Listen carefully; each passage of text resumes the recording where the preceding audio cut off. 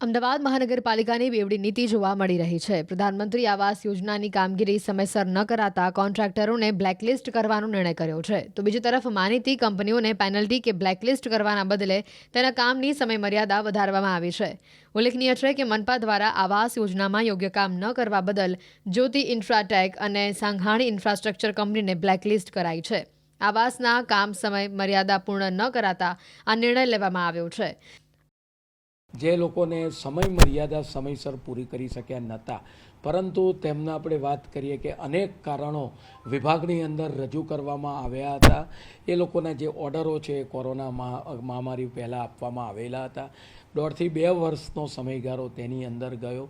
ત્યાર પછી સમયની અંદર એ લોકો પૂરી ન કરી શકતા 3 એજન્સીની અંદર એ લોકોને આપણે વાત કરીએ કે સમય વધારવા 1 વર્ષની મુદત વધારવામાં આવી છે, જેની અંદર 60-70% જે કામ થયું છે આવનાર સમયગાળા દરમિયાન 1 વર્ષની અંદર જે મુદત વધારવામાં આપી છે એની અંદર આ કામ પૂરું કરવાનું રહેશે. તદુપરાંત 2 એજન્સીને બ્લેકલિસ્ટ કારી યાદીમાં મૂકવામાં આવ્યા હતા, સાંઘાણી ઇન્ફ્રાસ્ટ્રક્ચર અને બીજી એજન્સીને.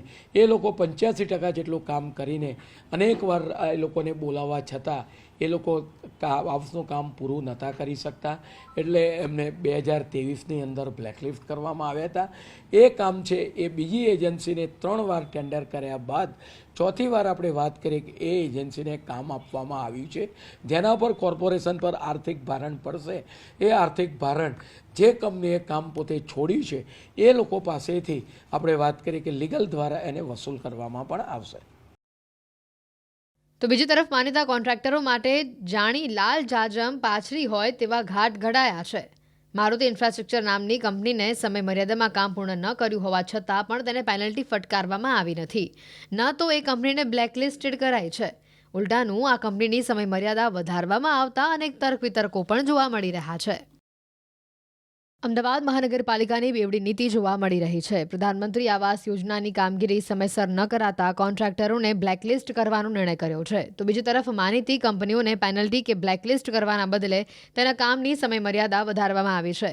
ઉલ્લેખનીય છે કે મનપા દ્વારા આવાસ યોજનામાં યોગ્ય કામ ન કરવા બદલ જ્યોતિ ઇન્ફ્રાટેક અને સાંઘાણી ઇન્ફ્રાસ્ટ્રક્ચર કંપનીને બ્લેકલિસ્ટ કરાઈ છે. આવાસના કામ સમય મર્યાદા પૂર્ણ ન કરાતા આ નિર્ણય લેવામાં આવ્યો છે. જે લોકોને સમય મર્યાદા સમયસર પૂરી કરી શક્યા નહોતા, પરંતુ તેમના આપણે વાત કરીએ કે અનેક કારણો વિભાગની અંદર રજૂ કરવામાં આવ્યા હતા. એ લોકોના જે ઓર્ડરો છે કોરોના મહામારી પહેલાં આપવામાં આવેલા હતા. 1.5 થી 2 વર્ષનો સમયગાળો તેની અંદર ગયો. ત્યાર પછી સમયની અંદર એ લોકો પૂરી ન કરી શકતા 3 એજન્સીની અંદર એ લોકોને આપણે વાત કરીએ કે સમય વધારવા 1 વર્ષની મુદત વધારવામાં આપી છે, જેની અંદર 60-70% જે કામ થયું છે આવનાર સમયગાળા દરમિયાન 1 વર્ષની અંદર જે મુદત વધારવામાં આપી છે એની અંદર આ કામ પૂરું કરવાનું રહેશે. તદુપરાંત 2 એજન્સીને બ્લેકલિસ્ટ કારી યાદીમાં મૂકવામાં આવ્યા હતા, સાંઘાણી ઇન્ફ્રાસ્ટ્રક્ચર અને બીજી એજન્સીને.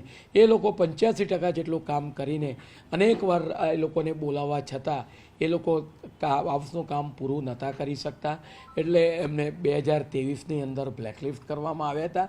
એ કામ છે એ બીજી એજન્સીને 3 વાર ટેન્ડર કર્યા બાદ 4થી વાર આપણે વાત કરીએ કે એ એજન્સીને કામ આપવામાં આવ્યું છે, જેના પર કોર્પોરેશન પર આર્થિક ભારણ પડશે.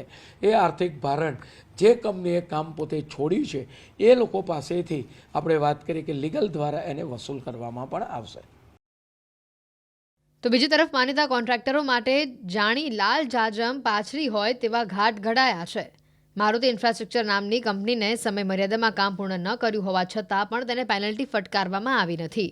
ન તો એ કંપનીને બ્લેકલિસ્ટેડ કરાઈ છે, ઉલટાનું આ કંપનીની સમય મર્યાદા વધારવામાં આવતા અનેક તર્ક વિતર્કો પણ જોવા મળી રહ્યા છે.